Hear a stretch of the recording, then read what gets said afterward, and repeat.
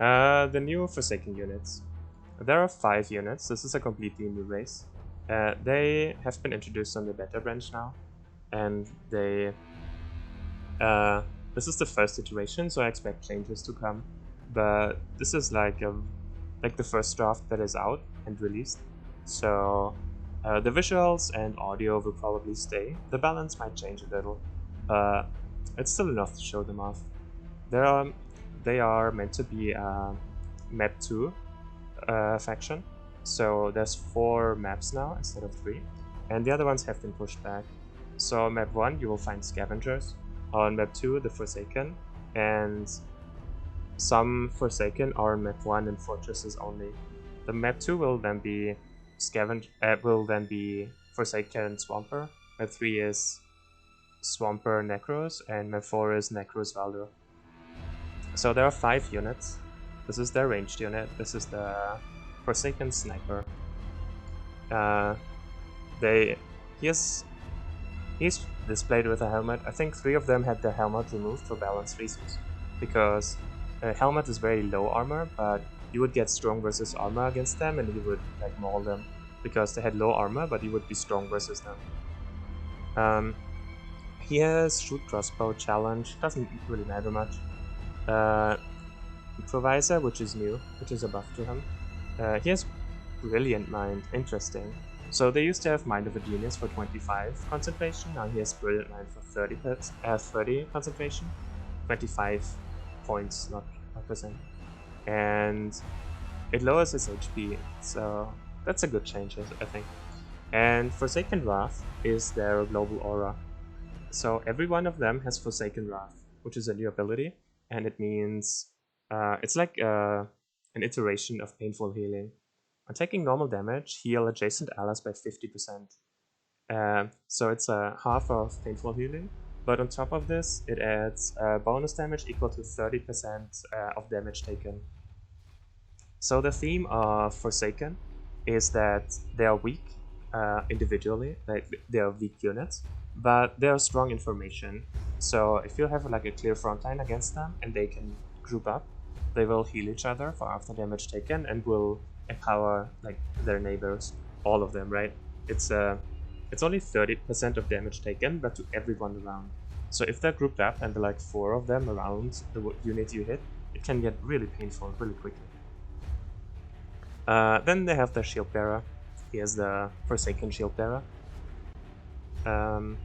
He has Helmet, Sword, Shield, and he now has Preparation. That's also new. And every one of them has the Forsaken Wrath, so that's on every unit. They also all have Lightfoot, so they swap all the time. So that's another thing they punish you for if you attack them in formation. They just swap around and then hit you. So they can swap on your weak units and hit them over and over, which you will see in a second. He has Protector, and he's very good at keeping things alive. Then we have Deflector Guy. It's the Forsaken Defender, and it's the first AI unit with Projectiles Deflector. This is the same thing that you have on your Footman, which deflects projectiles, and it's now on an AI unit, the Forsaken Defender. He has Forsaken Wrath again and Lightfoot again, like Eddie. He gets Sharp Eyes. Interesting. And has Preemptive Strike. So he's like meant to be the bounty hunter of the Forsaken, basically, where he prevents one movement and deflects projectiles. He's like the hold one spot kind of guy and protect against shooting. Then we have the 2 carries of them. First we have the Forsaken Axeman. He comes with a big axe, and he is Grab. Grab is the same as in Necro Axeman Grab, so it does not have a limitation on where he can throw them. It still has the range limitation, the elevation thing, and the range limitation, but you can throw them in any direction. It's not like the Beast Grab. And it's very easy to get caught out of position with this. He has a heavy attack, damage increased by 35. He has Shred Armor, going with his big axe, he's very good at killing armor. And he gets Vigorous now, interesting. I'm not sure what this does because he's gonna have a hard time getting crits. But I suppose it's okay. I'm not a big fan of this. He never gets to use this, I don't think. And then we have the hard-hitting, where is he? The Greatsword guy. The Forsaken Berserker. He's scary. He has a Greatsword, and he has Berserker Duelist. The same as your human Berserker. He strikes 2 times and you get to retaliate once. But instead of a big axe, he has a Greatsword. He also has Flagrant, so on taking damage, he gets bonus damage.